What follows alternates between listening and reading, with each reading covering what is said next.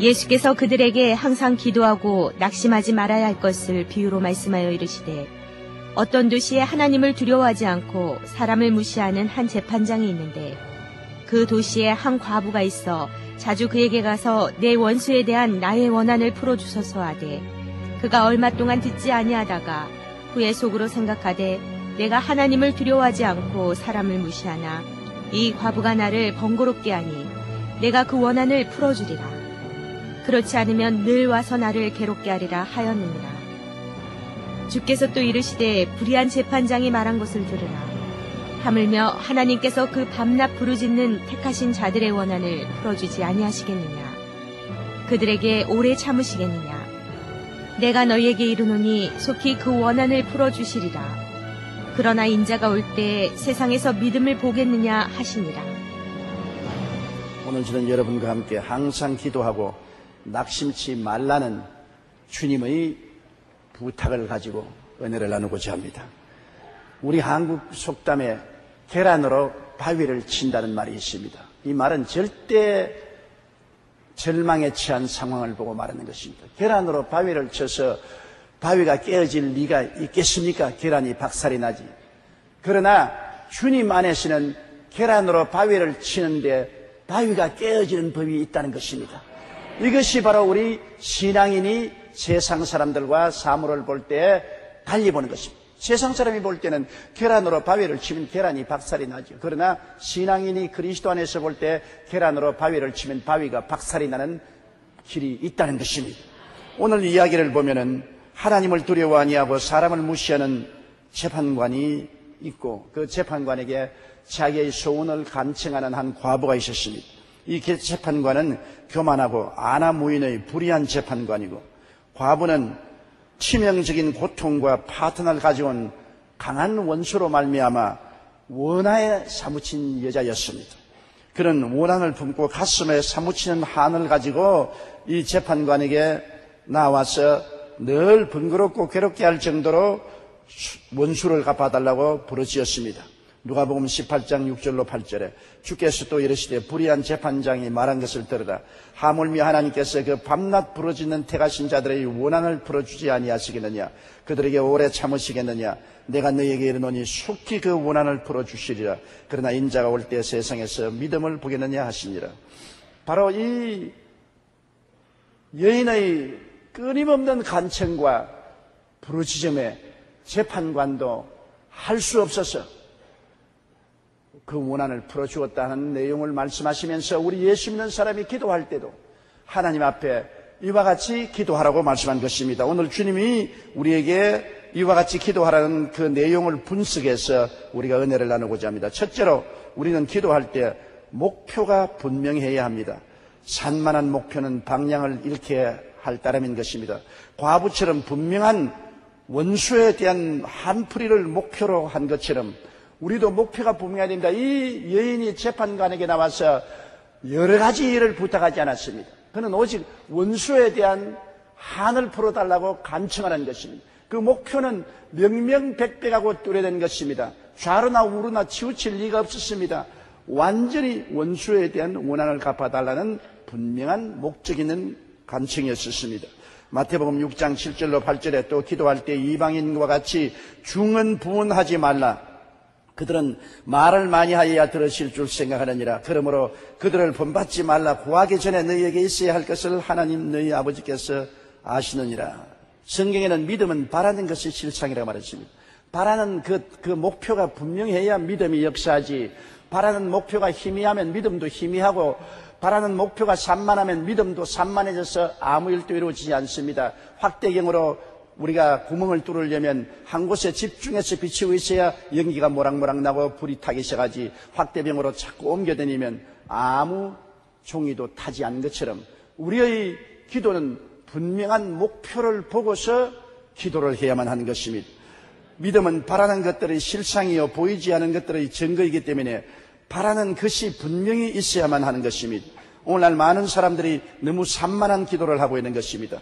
여러분, 목표를 분명하기 위해서는 종이에다가 목표를 적는 것이 굉장히 좋습니다.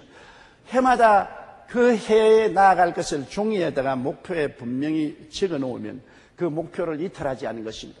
적는다는 것은 굉장한 힘이 있습니다. 그러므로 목표를 여러분께서 적는 것은 굉장히 중요합니다. 많은 목표를 적으면 안 돼요.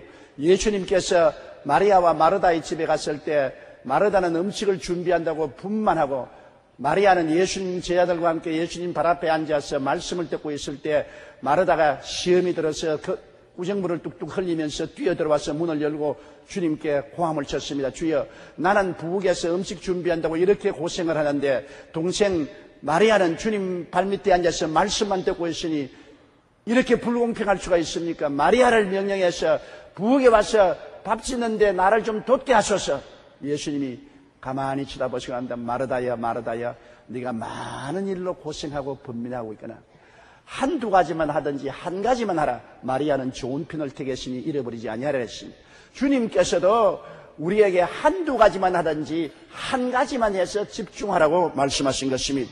많은 일을 가면 번민만 많아지고 아무것도 올바르게 되지 않은 것입니다. 누가복음 10장 42절에서 예수님께서 몇 가지만 하든지 혹은 한 가지만이라도 족하니라고 말씀하신 것처럼 우리는 분명한 목표를 적고 늘 바라보며 나아가야 되는 것입니다.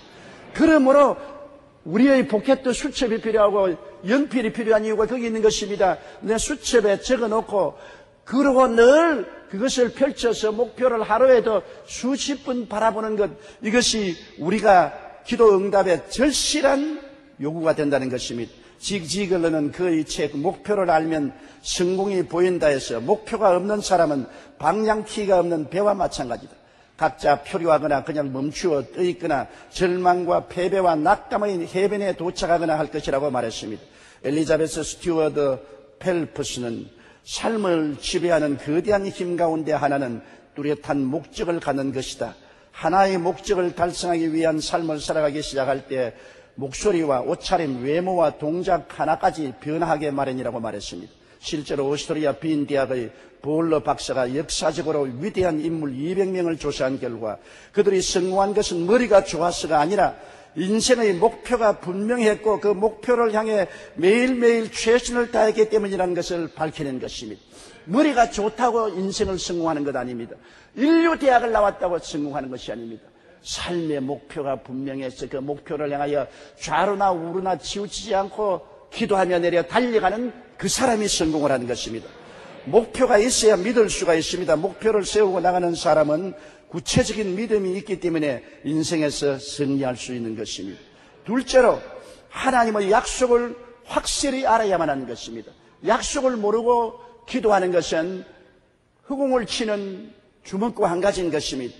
여러분, 하나님의 약속이 마음속에 확 들어와 있으면 그 약속에 서서 강력한 저항력을 발휘할 수 있는 것입니다.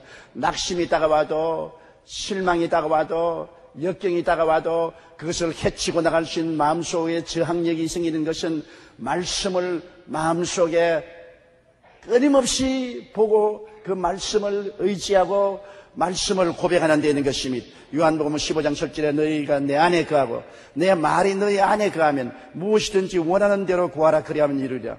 하나님의 말씀이 바깥에 떠돌아다니면 안 되는 것입니다. 내 마음속에 꽉 박혀야 되는 것입니다. 내 마음속에 안주해야 되는 것입니다. 그렇기 때문에 하나님 말씀이 내 마음속에 들어오게 하기 위해서는 말씀을 묵상하는 것입니다. 앉아도 서도 말씀을 생각하고 되짚어서 그 말씀이 내 영혼의 올 속에 꽉 박혀야만 되는 것입니다. 의심의 파도가 아무리 다가와도 말씀의 반석이 있으면 그 말씀을 자꾸 주장하고 말씀을 통해서 의심의 파도를 산산조각으로 내버릴 수가 있는 것입니다.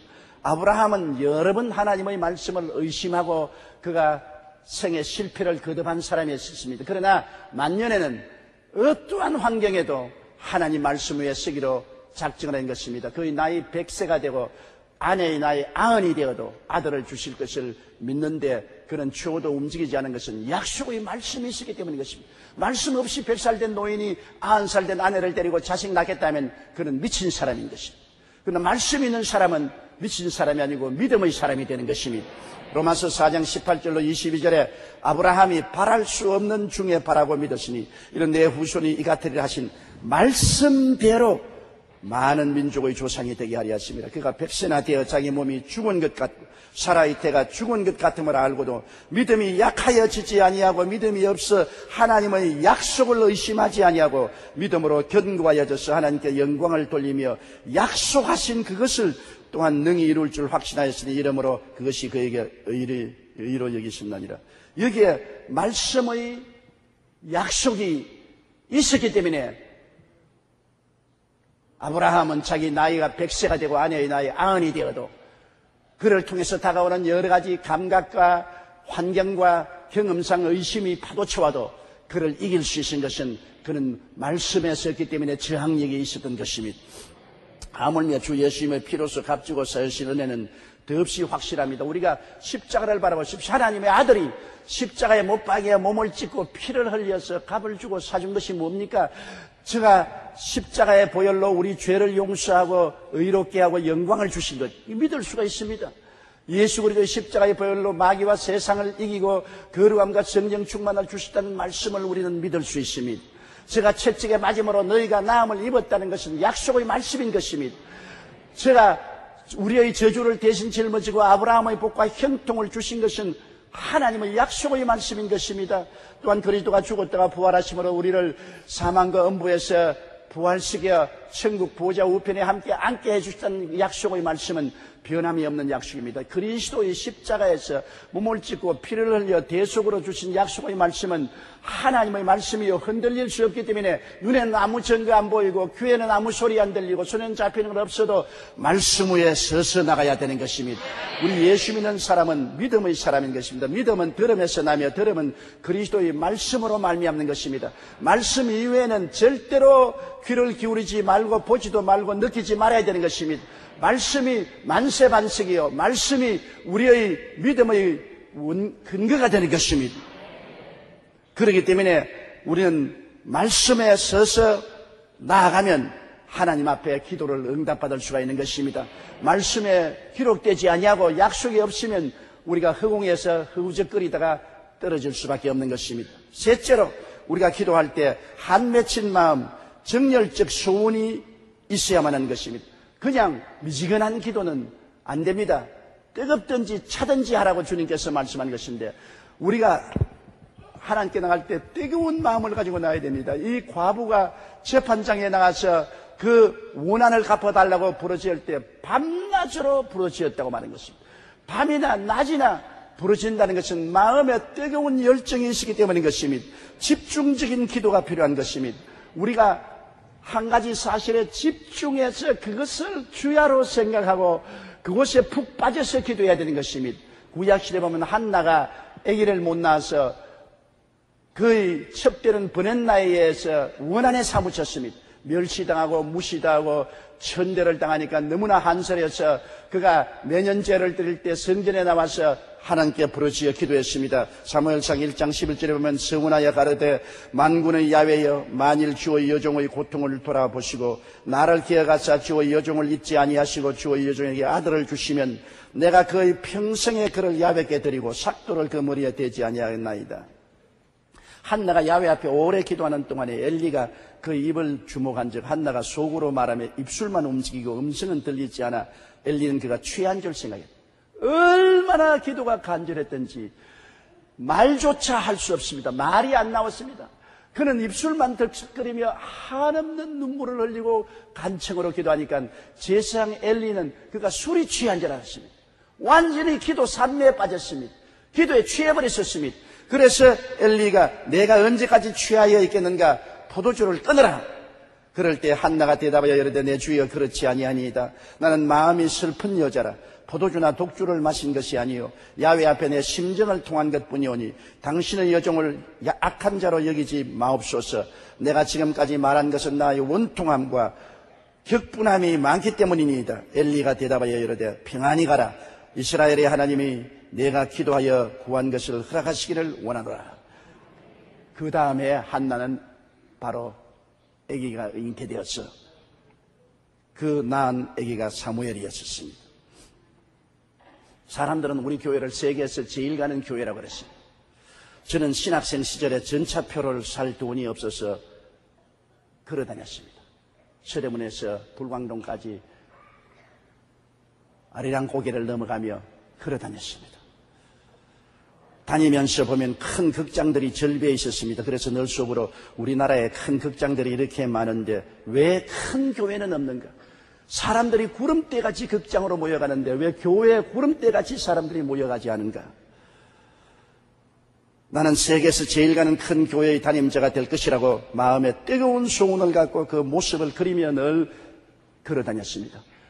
가장 큰 교회를 마음속에 그려보고 뜨거운 마음의 소원을 가지고서 기도하면서 늘 서대문에서 불광동까지 걸어서 왔다 갔다 출퇴근을 했었습니다. 교회 성장에 대한 연구한 사람들의 공통적인 의견은 성장하기를 원하는 교회가 성장한다는 것입니다. 뜻이 있는 곳에 길이 있다는 옛말과 같이 성공하기를 간절히 바라는 사람만 성공할 수 있습니다. 하나님께서 내 입을 넓게 열라 내가 채우려고 하는 것입니다. 뜨거운 마음으로 입을 넓게 열고 집중적으로 간구하는 그러한 기도가 응답받는 것입니다. 사무엘의 모친 한나도 아들을 낳고자 하는 한맺힌 마음으로 열정적인 소원이 있었기 때문에 이를 위해 집중적으로 기도해서 응답을 받았습니다. 우리가 마음에 뜨거운 소원이 있어 집중적으로 마음이 혼란하지 않고 그 중심에 서서 기도하면 하나님께서 응답하여 주시는 것입니다. 전신전력에 기울이지 않은 기도는 그냥 오다 가다 한마디씩 하는 기도는 큰 능력이 없는 것입니다. 갈멜산에서 비 오기를 기도한 엘리야를 보십시오. 3년 6개월 동안 비가 오지 않은 이스라엘에 비가 오게 하기 위해서 갈멜산에서 엘리야가 기도할 때 얼마나 전신전력으로 기도했던지 그의 머리가 다리 사이로 들어가 버렸다는 것입니다. 그 말이 무슨 말인지 압니까? 기도를 애쓰고 임수하면 창자가 땡겨가지고서 허리가 꼬부라져서 새우 등처럼 꼬부라져서 머리가 나중엔 다리 사이로 들어가 버렸습니다. 그렇게 엘리야가 간절히 기도하면서 자기 사환을 보고 산꼭대기에 7번이라도 올라가 보라. 7번째 내려와서 손바닥만한 구름이 보입니다. 이제 큰 비의 소리가 들리니 왕에게 올라가서 빨리 식사하고 마차를 정비해서 일심으로 이스라엘로 들어가라고 말하라고 하는 것입니다. 그대로 하늘에서 청천벽력이 나오면서 큰 비가 쏟아졌던 것입니다. 야고보서 5장 17절로 18절에 엘리야는 우리와 성정이 같은 사람이로되 그가 비 오지 않기를 간절히 기도한 즉 3년 6개월 동안 땅에 비가 오지 아니하고 다시 기도하니 하늘이 비를 주고 땅이 열매를 맺었나라고 말한 것입니다. 우리 기도는 간절해야 됩니다. 왜 사람들이 우리를 비난해서 통성 기도하냐고 말합니다. 골방에 들어가서 기도하지 왜 통성으로 기도하냐? 성경을 알고나 해야 되는 것이죠. 골방에 들어가서 기도하는 것은 다른 사람 들으라고 미사여구를 사용해서 기도하는 것이 아니라 하나님을 들으라고 기도하는 것입니다. 하나님께 집중해서 간절히 기도하는 것은 부르짖어 기도하되 남이야 듣든지 말든지 상관할 것이 없이 외마디 소리를 부르짖더라도 하나님께 기도하라는 말씀인 것입니다. 간절한 기도가 우리에게 절실히 필요한 것입니다. 그리고 기도를 할 때 불태전의 기도를 해야 되는 것입니다. 성경에는 이 과부가 재판관에게 늘 와서 번거롭게 하고 괴롭게 했다는 것입니다. 늘 와서 하루 이틀이 아닙니다. 일주일, 2주일이 아닙니다. 한 달, 2달이 지나도 늘 와서 번거롭게 하고 그것도 밤낮으로 와서 부르짖어 기도했습니다.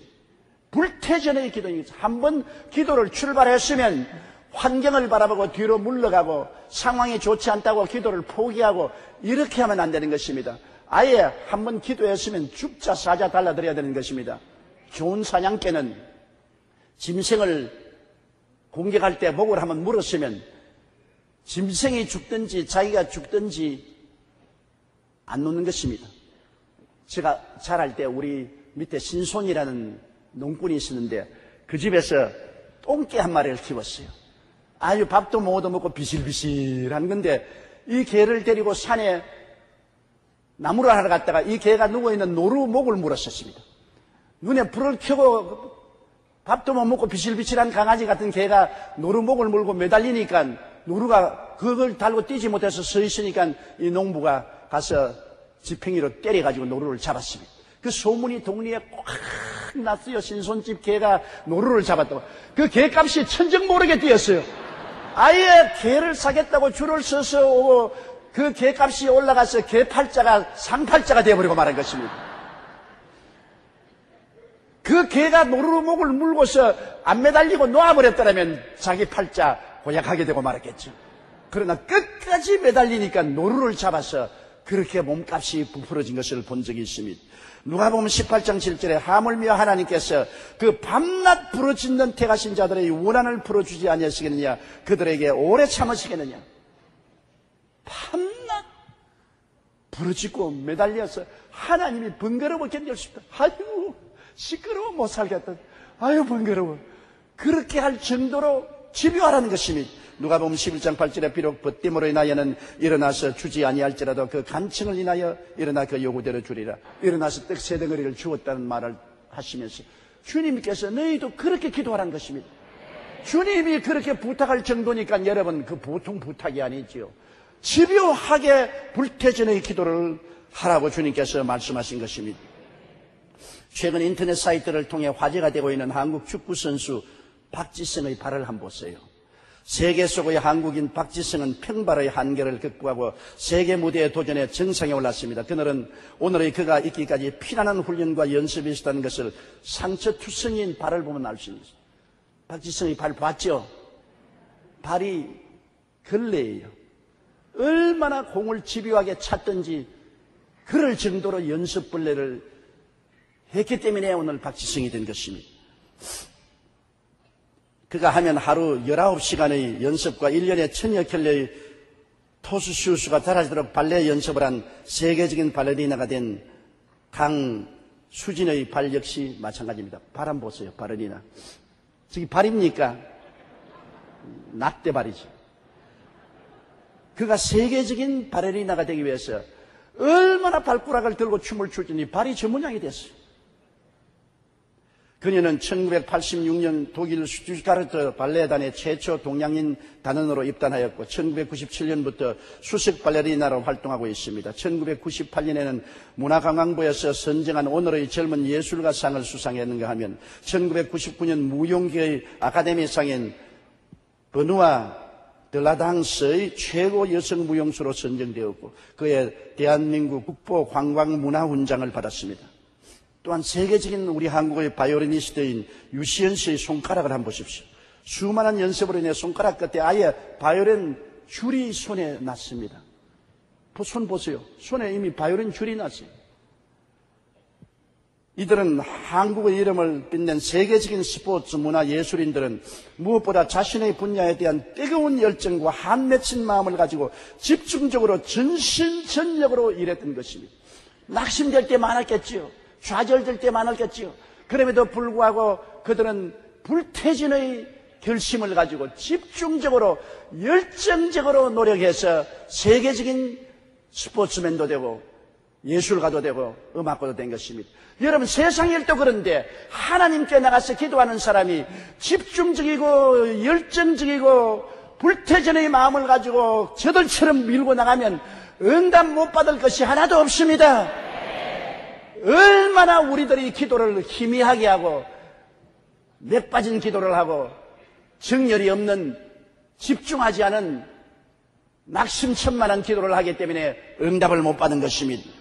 우리 인생생활도 기도를 하더라도 한맺힌 마음으로 열정적인 소원을 가지고 집중적으로 전심전력을 다해 기도하는 여러분 되시기를 주의 이름으로 축원합니다. 넷째로 결단적인 믿음을 가지고 기도해야 되는 것입니다. 흔들리거나 우유부단한 믿음은 힘이 없습니다. 야고보서 1장 6절로 8절에 오직 믿음으로 구하고 조금도 의심하지 말라. 의심하는 자는 마치 바람에 밀려 요동하는 바다 물결 같으니 이런 사람은 무엇이든지 주께 얻기를 생각지 말라. 두 마음을 품어 모든 일에 정함이 없는 자라고 말한 것입니다. 1997년 12월 미국 라이프지에는 세계 역사에 공헌한 100명을 선정하는 중에 가장 위대한 인물로 토마스 에디슨을 꼽았습니다. 그는 전구를 발명할 때 1년 넘게 하루에 4시간밖에 잠을 자지 못했습니다. 수천 번의 실험 끝에 전구 발명에 성공했던 것입니다. 그는 발명한 축전기 역시 5만 번 이상의 실험 끝에 만들어낸 것입니다.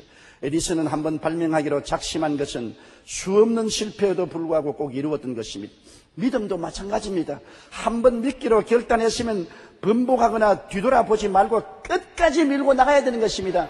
실패하면 또 일어나고 넘어지면 또 일어나고 괴로움을 타게도 또 일어나고 계속해서 목표를 향하여 흔들리지 않은 믿음으로 밀고 나가야 되는 것입니다. 토마스 카라엘은 말하기를 결정하지 않은 사람은 바람 부는 대로 물결 치는 대로 다닌다. 그는 가장 편한 길에서도 어디로 가야 할지 모른다. 이와 반대로 결정한 사람은 가장 험한 길도 뚫고 나간다. 그리고 자기의 목적을 달성한다. 한번 결심하고 번복하거나 뒤돌아보지 말아야 되는 것입니다. 예수님은 전기를 들고 뒤를 돌아보면 하늘나라에 합당치 않다고 말하는 것입니다. 누가복음 9장 62절의 말씀입니다. 예수께서 이르시되 손에 전기를 잡고 뒤를 돌아보는 자는 하나님의 나라에 합당치 아니하느니라. 히브리서 10장 38절에 나의 의인은 믿음으로 말미암아 살리라. 또한 뒤로 물러가면 내 마음이 저를 기뻐하지 아니하리라. 한 번 출발했으면 끝장을 보는 겁니다. 살든지 죽든지 흥하든지 망하든지 성하든지 쇠하든지 그 길로 나가는 것입니다. 그리고 응답을 뚜렷이 바라보고 믿음의 선언을 해야 되는 것입니다. 반드시 응답이 온다. 바라봄의 법칙으로 내가 구하는 것은 반드시 이루어진다. 이미 이루어졌다. 하나님 뜻에서는. 그래서 늘 기도할 때 응답이 이미 온 것을 바라보고 기도를 해야 되는 것입니다. 병든 사람은 제가 채찍에 맞음으로 내가 이미 나음을 얻었다. 그러므로 나는 이미 나은 사람이다. 성경에 나음을 얻었다고 하니까 나는 이미 나음을 얻은 사람이라고 자꾸 선언하는 것입니다. 제가 채찍에 맞음으로 나는 나음을 얻었다. 저는 제게 몸에 병이 와서 괴로울 때 하루에 1000번 이상씩 계속해서 제가 채찍에 맞음으로 너는 나음을 입었다. 저는 채찍에 맞음으로 너는 나음을 입었다. 제가 채찍에 맞음으로 너는 나음을 입었다. 계속해서 입으로 시인한 적이 있고 그 시인한 결과로 병을 이기고 승리한 적이 한두 번이 아닙니다. 한두 번을 선언하고 포기하는 것이 아닙니다. 아예 해가 닳도록 계속해서 믿음의 선언을 하는 것입니다. 그 믿음의 선언이 위대한 능력을 나타내는 것입니다. 여러분, 성경에는 이 산들을 명하여 저 바다에 던져라 하고 그 말한 것이 이룰 줄 마음에 믿고 의심하지 아니하면 그대로 되리라고 말씀한 것입니다. 태산을 옮기라고 말하고도 의심하지 않고 그 믿음의 선언을 계속할 수 있으면 하나님의 기적이 일어나는 것입니다. 응답받기 위한 기도는 전쟁입니다. 기도를 방해하는 마귀를 이겨야 하고 우리의 믿음의 진실성을 시험해 보시는 하나님의 시험에 합격해야만 합니다. 일반적인 교제의 기도나 감사와 찬미의 기도나 중보의 기도보다 문제 해결의 기도는 특단의 대책이 필요한 것입니다. 응답받는 기도에는 우연이나 설마가 없습니다. 오직 이기기 위한 필사적인 노력과 도전이 필요할 따름인 것입니다. 무엇인지 내 이름으로 내게 구하면 내가 시행하리라고 주님께서 말씀하시지만 그 기도는 목표가 분명해야 되고 마음속에 확실한 응답에 대한 꿈이 있어야 되고 뜨거운 열정이 있어야 되고 집요한 간청이 있어야 되고 불태전의 결심이 있어야 되고 흔들리지 않은 믿음이 있어야 되는 것입니다. 이렇게 해서 여러분이 하늘나라를 향해서 폭풍우처럼 돌진에 들어가면 모든 안개구름 걷어지고 하나님의 광명한 응답이 해와 달과 별처럼 여러분 생활 속에 나타나게 될 것입니다.